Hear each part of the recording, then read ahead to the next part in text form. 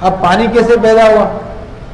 کہ ایک حدیث شریف میں آتا کہ اللہ تبارک و تعالیٰ نے سبز یاقوت پیدا فرمایا، اور جب اس پر اپنی نظر ڈالی تو وہ سبز یاقوت پانی میں تبدیل ہو گیا۔ اب عرش اس کا پانی پہ تھا۔ اب عرش کتنی بڑی مخلوق ہے؟ اللہ تعالیٰ کی تمام مخلوقات میں جو سب سے بڑی مخلوق ہے وہ عرش الہی ہے۔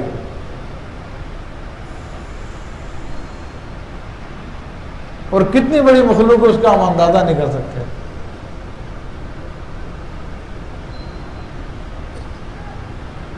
کہتے ہیں کہ یہ ساتوں زمین و آسمان کرسی کے سامنے ایسے ہے جیسے کہ ایک بہت بڑا ریگستان ہو اور اس کے اندر ایک چھلا پڑا ہوا۔ تو یہ ساتوں زمین و آسمان ایک چھلے کی مثال ہے، اور وہ بہت بڑا ریگستان کرسی کی مثال ہے۔ اور کرسی عرش کے سامنے ایسے ہی ہے جیسے کہ بہت بڑا ریگستان ہو، اس کے اندر ایک چھوٹا سا چھلا، اس کی کیا حیثیت ہوتی ہے؟ تو کرسی عرش کے سامنے ایسی ہے۔ تو اب اندازہ کر لو عرش کتنا بڑا ہے۔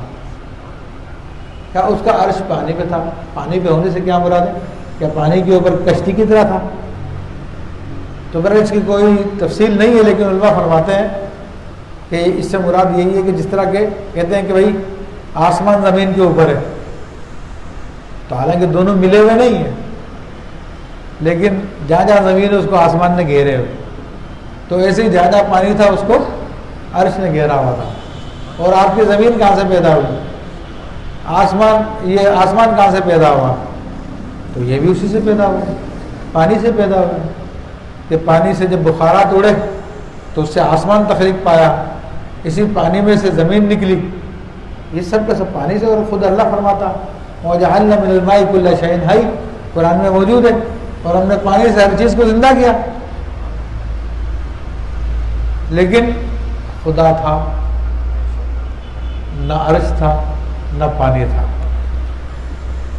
اور خدا ہوگا اور کچھ نہ ہوگا، تو وہ ازلی ہے، وہی ابدی ہے۔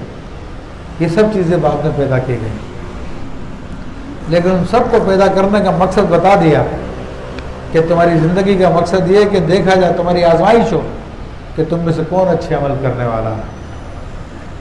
وَلَئِن قُلْتَ إِنَّكُمْ مَبْعُوثُونَ مِن بَعْدِ الْمَوْتِ، اور اگر تم فرماؤ کہ بے شک تم مرنے کے بعد اٹھائے جاؤ گے، لَيَقُولَنَّ الَّذِينَ كَفَرُوا إِنْ هَذَا إِلَّا سِحْرٌ مُبِينٌ، تو کافر ضرور کہیں گے کہ یہ تو نہیں مگر کھلا جادو ہے۔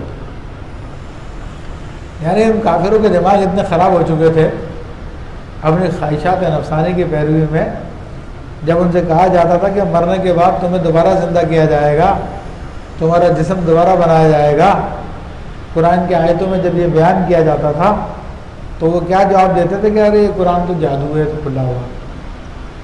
جادو کیوں کہتے تھے؟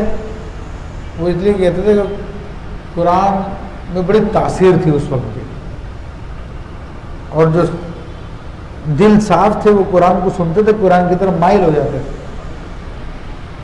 لیکن مقصد یہ تھا کہ اس حقیقت کا انکار کرنا تھا۔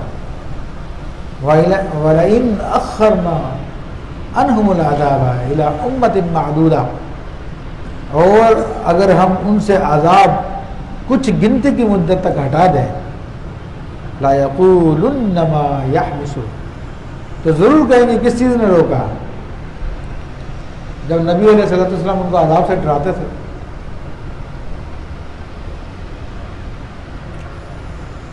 تو وہ انکار کرتے تھے کوئی عذاب نہیں آئے گا، کوئی عذاب نہیں آئے گا۔ تو اللہ نے ان کی نفسیات کے اعتبار سے فرمایا کہ اگر ہم نے ان کے عذاب کو کچھ عرصے کے لیے روک دیا، یا تو آخرت کا عذاب ہے مرنے کے بعد ملنا، یا پھر غزوہ بدر کا انتظار تھا کہ غزوہ بدر میں ان کو عذاب دیا گیا تھا، تو یہ کہتے تھے کہ تمہارا عذاب کیوں نہیں آ رہا جس عذاب کی تم بات کرتے تھے۔ تو اللہ نے پیشگی بتا دیا ان کے بارے میں، پھر فرمایا الا یوم یاتیہم لیس مصروفا عنہم، کہ سن لو جس دن وہ عذاب آئے گا تو پھر پھرے گا نہیں، پھر جائے گا نہیں. وحاق بہم ما کانوا بہ یستہزئون، اور انہیں گھیر لے گا وہ عذاب جس کی وہ ہنسی اڑاتے تھے. تو عذاب ان کو پکڑ لے گا جس کا مذاق اڑایا کرتے تھے.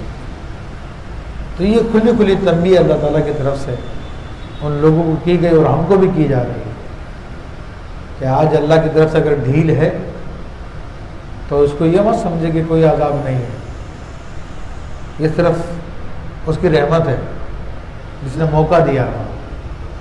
تو آج جتنے ہم لوگ ہیں، چاہے کلمہ پڑھنے والے چاہے کلمہ نہ پڑھنے والے، ان سب کو رب کی طرف رجوع کرنا چاہیے اور اس کے عذاب سے ڈرنا چاہیے.